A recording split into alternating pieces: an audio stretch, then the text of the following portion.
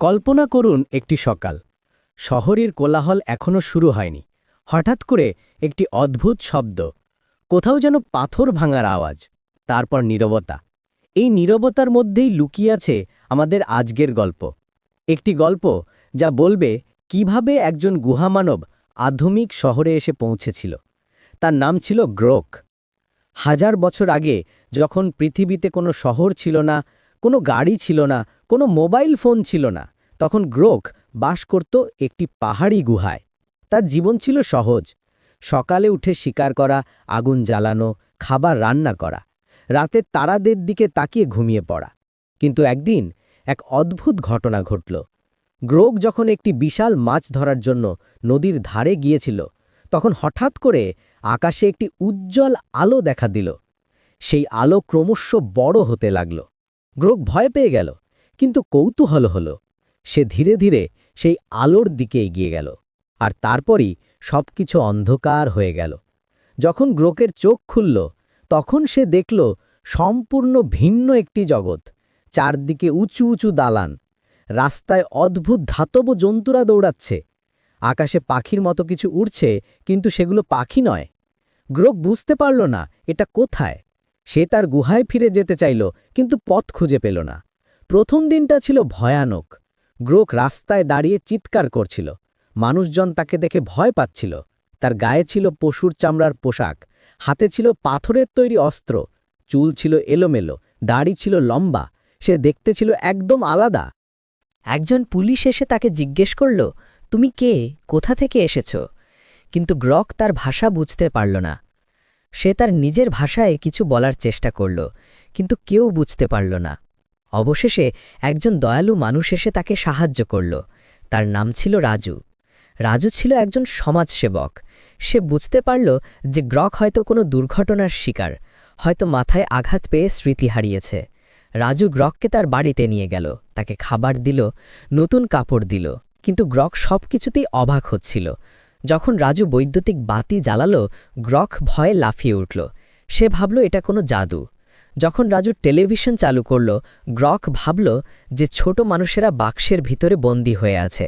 সে টেলিভিশনের পিছনে গিয়ে দেখার চেষ্টা করল যে তারা কোথায়।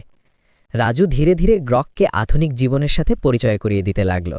প্রথমে সে তাকে শিখালো কিভাবে টয়লেট ব্যবহার করতে হয়। গ্রক প্রথমে বুঝতে পারল না কেন মানুষেরা ঘরের ভিতরে এমন জায়গা বানিয়েছে। তার কাছে এটা অদ্ভুত লাগল। তারপর রাজু তাকে শিখালো কিভাবে কাঁটা চামচ দিয়ে খেতে হয়।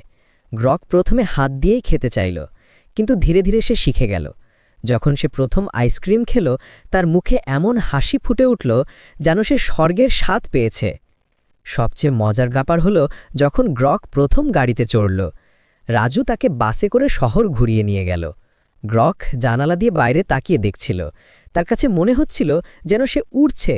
সে চিৎকার করে বলল, আমি পাখি হয়ে গেছি। কিন্তু সবচেয়ে বড় চ্যালেঞ্জ ছিল ভাষা শেখা। গ্রোক প্রথমে ইশারায় কথা বলত।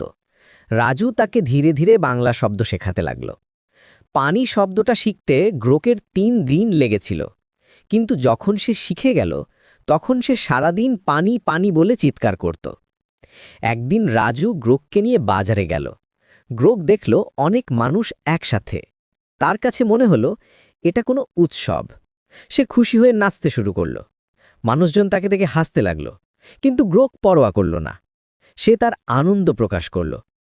বাজারে গ্রোক প্রথম ফল দেখল যেগুলো সে চিনত না, কলা, আপেল, আঙুর। রাজু তাকে সব কিছু স্বাদ দিল। গ্রোক সবচেয়ে বেশি পছন্দ করল আম। সে বলল, এটা সূর্যের স্বাদ। ধীরে ধীরে গ্রোক শহরের জীবনে অভ্যস্ত হয়ে উঠল। সে শিখল কিভাবে রাস্তা পার হতে হয়, কিভাবে দোকান থেকে কিছু কিনতে হয়, কিভাবে মানুষের সাথে ভদ্রভাবে কথা বলতে হয়। কিন্তু তার মধ্যে এখনও ছিল সেই পুরনো গুহামানবের সরলতা। একদিন গ্রোক পার্কে গিয়েছিল। সেখানে সে দেখল একটি কাঠবিড়ালি। সে তার পুরনো শিকারী প্রবৃত্তি জেগে উঠল। সে কাঠবিড়ালিটাকে ধরার চেষ্টা করল, কিন্তু রাজু তাকে বোঝালো যে এখানে শিকার করা যায় না, এখানে সব প্রাণী নিরাপদ। গ্রোক প্রচুরে বুঝতে পারল না। তার কাছে মনে হলো, তাহলে খাবার কোথায় পাব? রাজু তাকে দোকানে গিয়ে দেখালো যে এখানে খাবার কিনতে হয়। গ্রোক অবাক হয়ে গেল। সে বলল, মানুষেরা খাবার বানায় না, শিকার করে না? রাজু তাকে একটা রেস্তোরাঁয় নিয়ে গেল। গ্রোক দেখল যে মানুষেরা বসে বসে খাবার খাচ্ছে, কেউ রান্না বসছে না, কেউ আগুন জ্বালাচ্ছে না, সব কিছু তৈরি হয়ে আসছে। তার কাছে এটা জাদুর মতো লাগল। যখন ওয়েটার এসে মেনু দিল, গ্রক কাগজটা খেতে চাইল। রাজু হেসে তাকে বোঝালো যে এটা খাবারের তালিকা। গ্রক বলল, তাহলে খাবার কোথায়? রাজু অর্ডার দিল।